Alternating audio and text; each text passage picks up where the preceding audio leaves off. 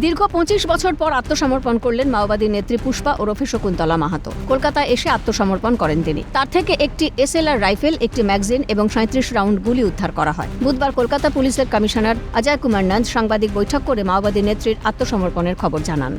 So in February she decided to surrender, and that's how she have come here through various areas, and today she is surrendering. She has decided করেছেন যে now she will leave the armed struggle and join mainstream and start living a normal life. এদিন মাওবাদী নেত্রী শকুন্তলা মাহাতো বলেন, মাওবাদী আন্দোলনের গুরুত্ব কমে গিয়েছে, আত্মসমর্পণ করে ভালো লাগছে। বাকি যারা রয়েছেন আপনারাও আমার মতো আত্মসমর্পণ করুন। अभी का जो परिस्थिति है, अभी जो आंदोलन चल रहा है, हम सोच रहे ये आंदोलन आगे नहीं बढ़ पाएगा। यही सोच करके ही हम सोचे जो सरकार अभी पुलिस लिया है आत्मसमर्पण करने का और जो सिलेंडर होने का, यही हम सोच करके जो सरकार आह्वान किया है या आप लोग आत्मसमर्पण कीजिए, पुरनाई वासस्थान मिलेगा, आप लोग को दिया जाएगा। पहले भी जिन लोग किया है उन लोग को मिला है पश्चिम बंगाल में, इसलिए हम यही आत्मसमर्पण किए हैं।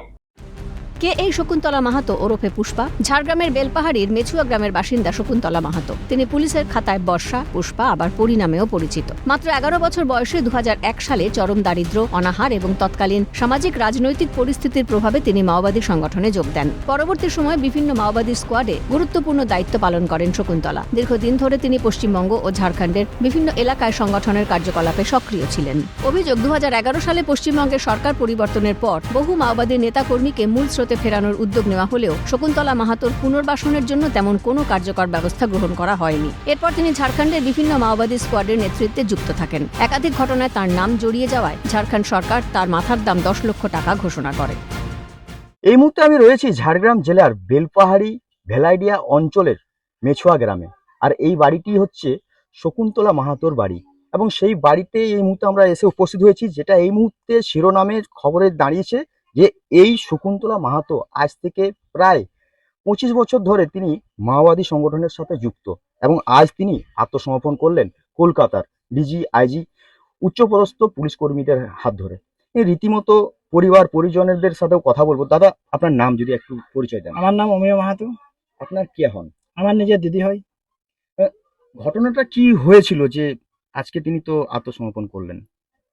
ঘটনাটা হয়েছিল যে তো প্রথম যে ঘটনাটা ছিল যে তো প্রায় মা বাবা ছিল, প্লাস এত ফ্যামিলি, প্লাস জমি জায়গা থাকেনি, তাহলে দিনখানা মায়ের ৪টা সন্তান, তাহলে মা খেতে দিতে ঠিক রকম পারতো না। প্রায় মা ১০ বছর লোকের বাড়িতে কাজ করে আমাদেরকে অন্য তুলে দিত, প্লাস আমার বাবা কিছু কাজ করতো না। তা সেই সমস্যার দেখে দিদি ভাবলো যদি আমি কোথাও চলে যাই বা কোনো খাতিরে, তাহলে সেখানে যদি চলে যায় তাহলে আমি এদেরকে অন্তত দুমুঠা খাবার তুলে দেবো। সেই সূত্রে যে দিদি বার হয়ে গেছে, তারপর ফিরে আর কোনোদিন আসেনি। তো সেই যে বেরিয়ে যাওয়া, এবং তারপরে তো বিভিন্ন জায়গায় তার নাম উল্লেখ হয়েছে, বিভিন্ন সংবাদ মাধ্যম, বিভিন্ন সোশ্যাল মিডিয়াতে। সেই জায়গাতে পরিবারের দিক থেকে কোনো রকম ভাবে তৎকালীন রাজ্য সরকার তৃণমূলের ছিল, তারা তো বিভিন্ন প্যাকেজের মধ্য দিয়ে মূল স্রোতে ফিরিয়ে আনার চেষ্টা করেছিল। আপনাদেরকে সেইভাবে কোনো সহযোগিতা করেনি? না, কোনো সরকার, প্লাস কোনো সরকার তো বামফ্রন্ট সরকার বা টিএমসি সরকার পার্টিকুলার আমাদেরকে কোনো সহযোগিতা করেনি, বা কোনো বাড়িতে এসে কোনো যে সাহায্য থেকে কিছু পাইনি। প্লাস আমার কাকু নিজের এনকাউন্টার হয়েছে, প্লাস প্রত্যেকটা দপ্তরে আমি এত হারে কাগজপত্র জমা দিয়েছি, কোনো ডিপার্টমেন্ট বাদ নেই, তারাও আমার কোনো সুযোগ সুবিধা দেয়নি। প্লাস আমার মা এখনো পর্যন্ত রেশন পায়নি, প্লাস গ্যাসও পাচ্ছে না। কিন্তু এই পরিবারের জন্য একবারও ভাবেনি তৎকালীন রাজ্য সরকার, তৃণমূল সরকার।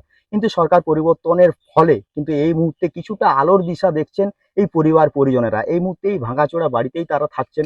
এই বাড়ি নিয়েই কিন্তু বারংবার উঠে আসছে বিভিন্ন প্রশ্ন, কারণ উন্নয়নের যে কথা তৎকালীন মুখ্যমন্ত্রী মমতা বন্দ্যোপাধ্যায় বলেছিলেন, হাসছে জঙ্গলমহল, তারই কি দিশা, এই দিশা দেখিয়েছিলেন জঙ্গলমহলকে? জানিয়ে কিন্তু পরিবার পরিজনেরা একটা প্রশ্নচিহ্ন দানা বেঁধেছে। ক্যামেরায় সুপ্রিয় মল্লিকের সঙ্গে অভিরূপা সাহা ও বিদেশ বেরার রিপোর্ট, ক্যালকাটা নিউজ।